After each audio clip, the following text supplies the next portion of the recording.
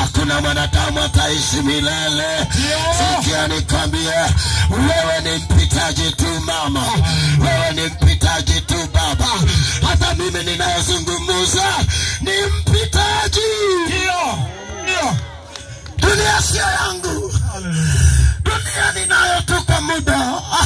Sikia nikwambie, hii habari tulionayo leo iliyotukuta ni picha halisi sawa sawa na vile tunasoma neno la Mungu. Sikia nikwambie, hakuna bali tegemea Sidi ataondoka leo tutamuzika. Hakuna aliyetegemea. Hakuna aliyetegemea. Ndio maana watu wengi tumeshituka. Hata mimi nilipokuwa napata taarifa nilishituka. Sawa. Yani ni kama haleluya.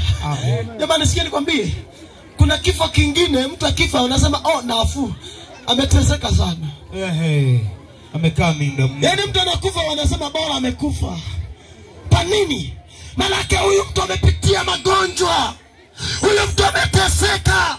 Amepata shida muda mrefu. Hata wakuuguza wamepokezana mpaka wamechoka. Anapokufa hata kama watalia lakini wanasema bora. Sawa.